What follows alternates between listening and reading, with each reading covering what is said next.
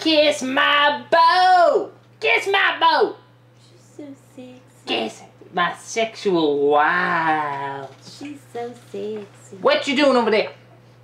I cannot do this voice. I'm not gonna try to keep doing it. That was awful. Like some impressions I know I'm not that good at, but I'll do it anyway. I was like, no, that's horrendous. I will not put you through that. He's looking up who that actress was who did the cloud person in this. We're just sort of like, just started while he's looking that up. Okay, so this is the tower. This is an episode where Finn has to, he still doesn't have his arm, or he's tried different arms, and they've been exploding and haven't been working, so he gets, what the hell was it? A molecular emotional spasm of space and time, that arm. Which I love the variety. Yeah, something like that. I love the variety of arms he has. I think that's just fun. And things seem to gravitate towards you. Who it is? She looks like she's more stand-up than anything else. So. Oh, okay. Yeah. Yeah, Adventure Time. Let's go. Yeah, okay. Like really, nothing much. Who'd you think it was? Oh, honestly, I thought maybe it was. She sounded a little bit like Melissa McCarthy. Yeah. The Heat, Bridesmaids. No, you're thinking of someone else. Oh, who was the one from The Heat and Bridesmaids? That's Melissa. Maybe it is Melissa McCarthy. I thought it was. Okay, let's try. No, it's not weird. But I thought it was her. You all know who I'm talking about. But it wasn't her anyway, so it doesn't matter. But all these things start to gravitate towards him, just bits of land and rock and stuff. He just starts building this tower to go up. He's going to get revenge on his father. He's going to steal his arm, take it for his own. And he just keeps building this tower pretty much into space. And Bubblegum doesn't want to because she thinks the arm's going to cause something bad to happen and someone's going to get hurt. So he just keeps going. He runs into this cloud person in a cloud house. Carol. And, you know, she's sort of like, you know, yeah, tries to sort of talk him out of it, but just kind of, sort of, not really, kind of works. No, not really. So he just keeps going and he thinks he makes it there. And sees the father, punches him out, tries to take the arm, realizes it's not worth it, so... Not just punch, I mean, his arm turned into a giant spiked, like... That wasn't just a punch, that was like a mace hit of, like, epic proportions. So he punches him, and he's like, you know, okay, well, I can't, you know, I don't really want his arm. Revenge is not the best medicine here, so he decides not to. It turns out it's Peebles in disguise, and she says, I was just doing this to, you know, make you feel better and prove a point, which he does, and he finally takes down the tower, it falls, and it looks like it crushed her arm. And we don't know what's gonna become of her arm now. Which is a good, funny ending, and at the same time, it's like, ooh, where's that leading? Like, is she gonna have some sort of weird arm now or something? Or like a candy arm, sort of like before, made out of the Starbucks cake pops, which was awesome. Are you trying to get like a plug here? I just love them. They're really good. They're only like 200 calories. They're great. Speaking of, yes. Which I don't believe is sold at Starbucks, but by God, if they could combine those two... It'd be an even bigger empire than it already is. Which I know you think, well, it can't be any bigger. Just add Mountain Dew. And it will be. So, you know, this episode... I mean, it's a good episode. It has a lot of variety to it, you know, and creativity. But it's one of those episodes I'm watching, I'm thinking, like, God, this is just why I love this show, because there's just a sense of anything can happen. I mean, you can just be like, no, you emotionally sort of grew this arm, and just stuff is now suddenly coming to him to build this tower that just keeps getting higher and higher, and you see the various bits of land, and you recognize the bits of land. Oh, that's from the Ice Kingdom, that's from, you know, where Flame Princess is and stuff, and it just keeps getting taller, and and then he runs into this cloud house, and there's a cloud person living in there. God, it's unexpected, and it's so creative. And I really dug sort of the atmosphere of this one, too. You really kind of felt the height, because that's one hell of a tilt up. Yeah. You know, when they're showing the entire tower, and you're really feeling how huge this thing is, which also reinforces just how much he really wants to get this revenge, but he's almost kind of calm about it, too. He's almost like in this hypnotized daze, which, you know, I think maybe people who do get consumed by this kind of stuff, it probably would be. So, yeah, as a good moral, I mean, I'm not really a revenge-type person. Don't look up how I quit my job. If I could do it again, I may not have. That is the one thing I do kind of feel bad about, but it was really funny. So, but no, I'm one of those boring, living well is the best revenge type people. I disagree, but okay. I mean, no, there's a lot of people that do. It's like an eye for an eye and stuff like that, But here, 2 eyes for an eye. Oh, even better. But I mean, for me, there's a sense of you may not get it, so how do you live with yourself if you can't? And I think that's why. And in this case, he couldn't. I mean, imagine if he didn't go through that thing with, punching out the fake father. I mean, would he just be like, no, I failed, to be even harder on himself and try to build another one until it destroys him?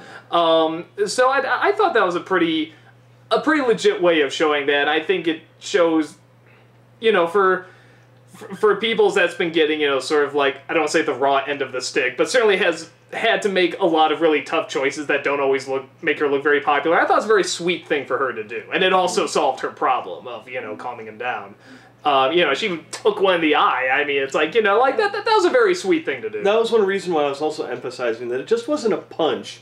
It was like this giant spiked ball of anger. That black eye actually did make a difference in that scene. I say, if that was not there, like a cartoon, lots of cartoon characters in this get punched and whatever, but seeing that black eye and her still smiling, I say, no, she really, she took it, and, and it was still worth it, and she's still smiling, no, this is what I wanted to do, and it's okay. So, I thought it was a very decent scene with her.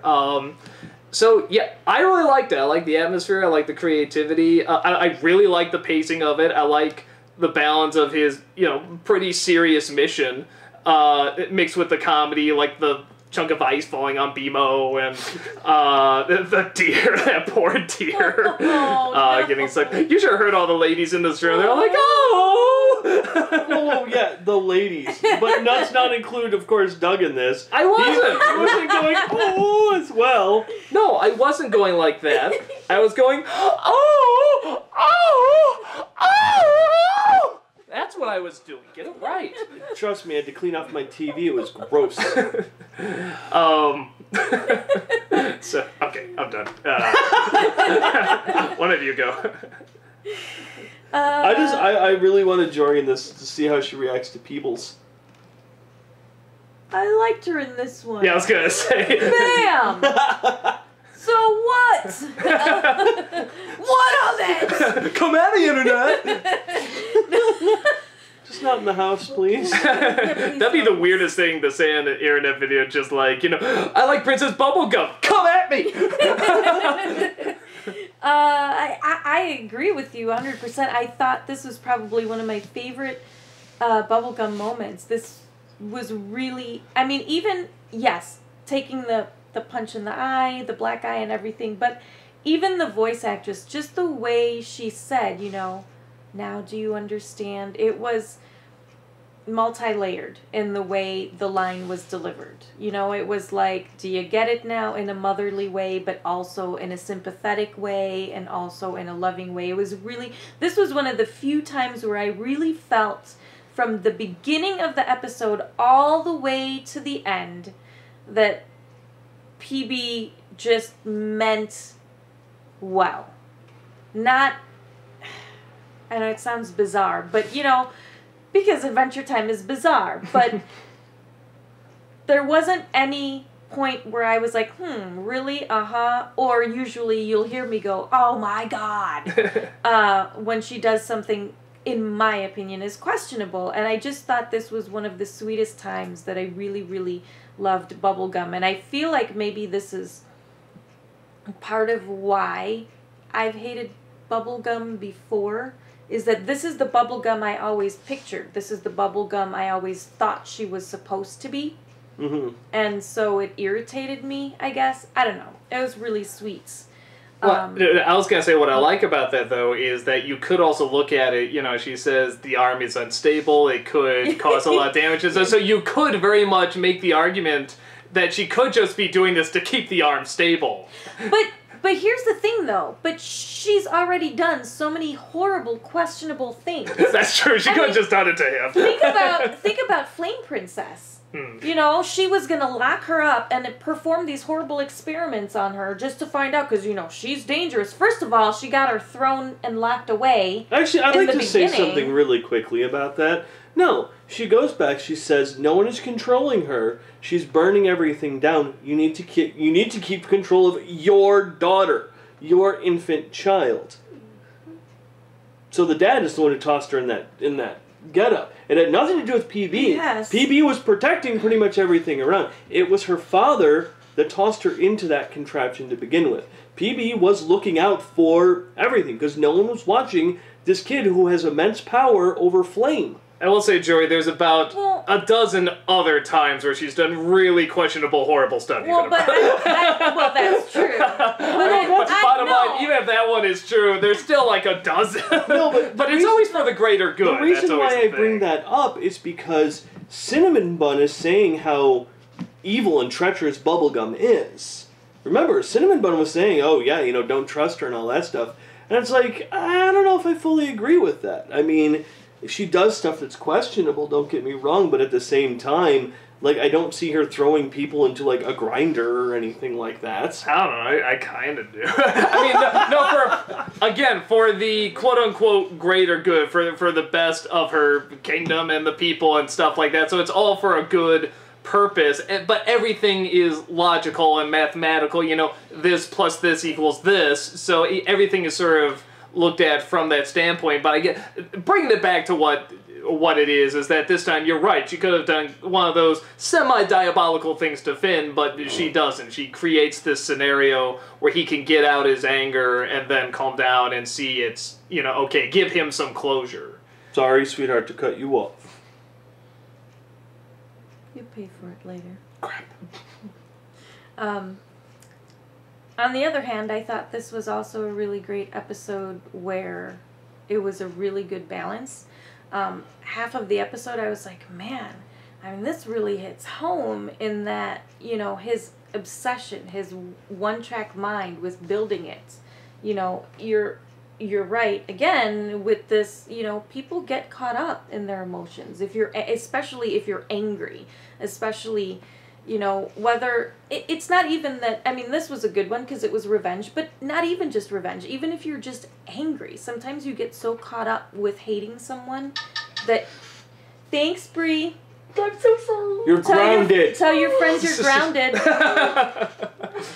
She's making such a good point, too. Now she's going to make a tower because she's so angry. I hope you're happy. I am.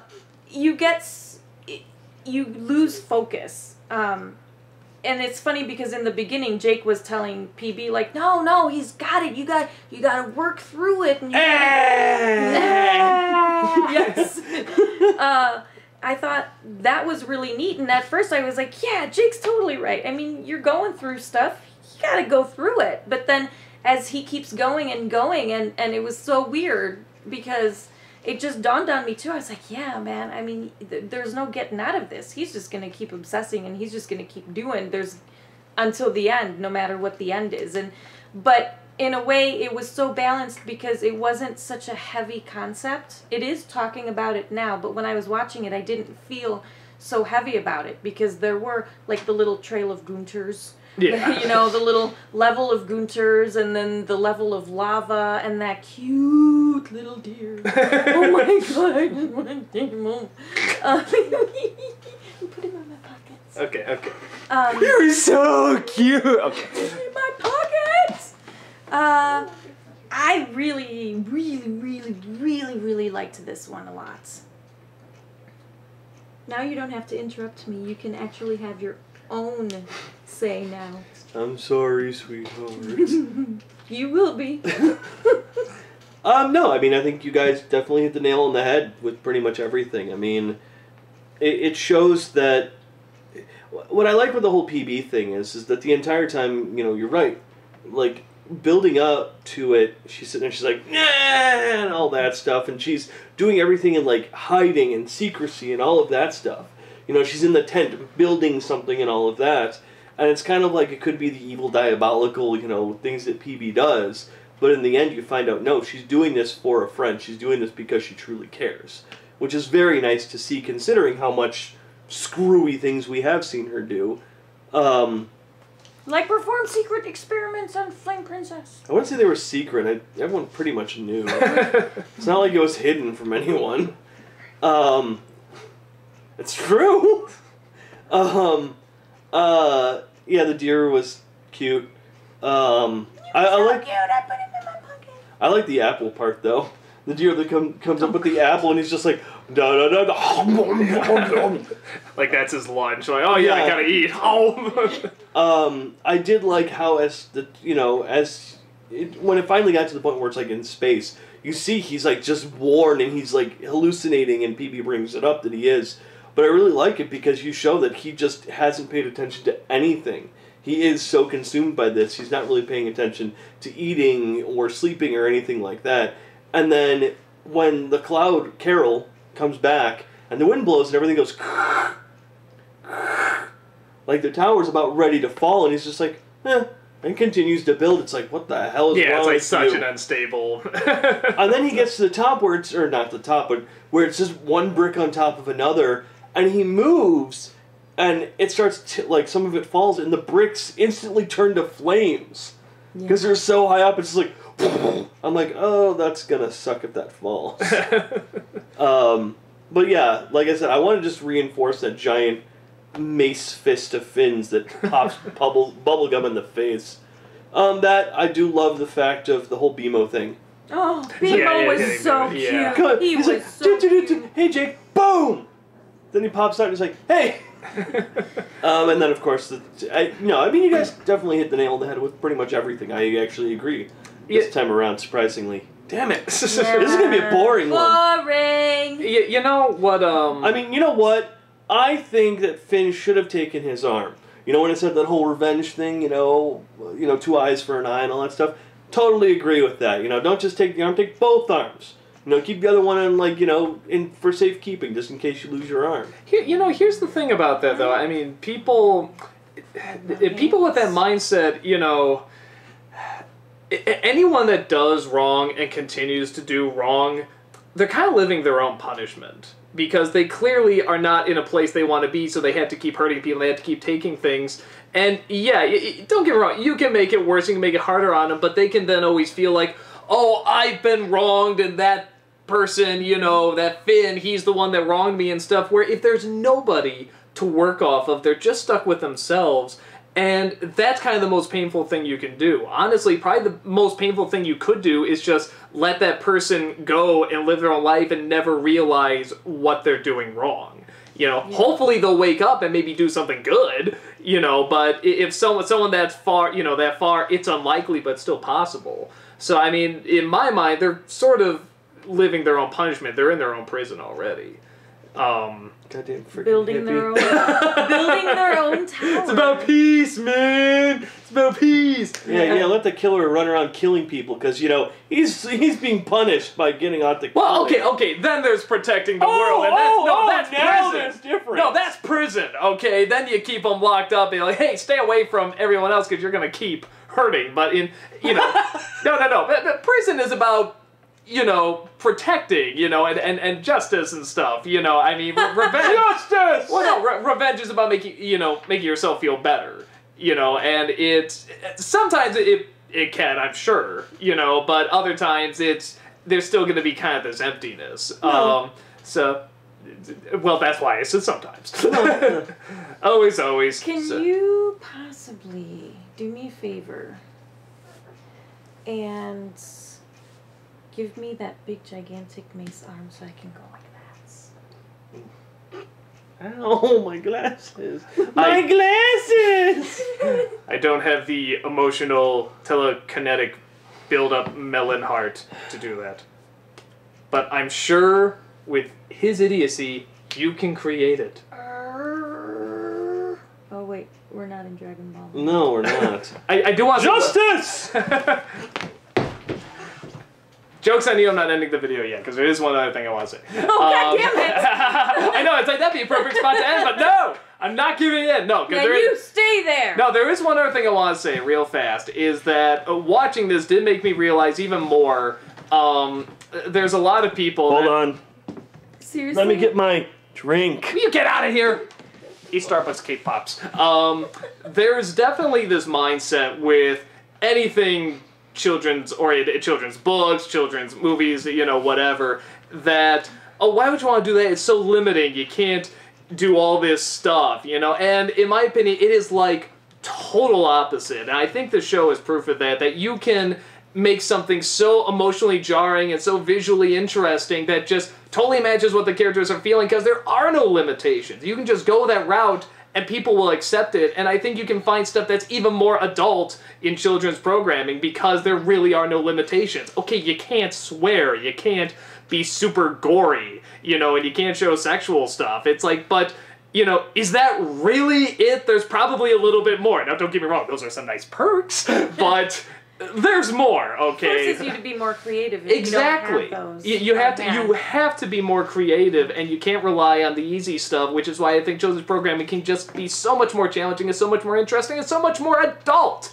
Sometimes it's better to not see than to see. Yes. It says like the that guy. headless voice. Yes, whoever's saying that. No, I actually bring up a good point. I think you're right. Sometimes it's better to not see and to leave it the guess up to the viewer of what's actually going on. Or if you are going to see, you can go to an extreme with it. I mean, building the tower. What a perfect representation of what he's going through, you know, and the revenge. I mean, a perfect analogy there. And you couldn't do that in, you know, in something that's supposed to be adult or live action or something, you know, so, you know, unless it had a very childlike imagination to it. So, I don't know. I think there's something there. So, yeah. Oh my god, where'd Jason go? There, that's the ending. Eat cake pops. God, Next video. That's... Cake pops.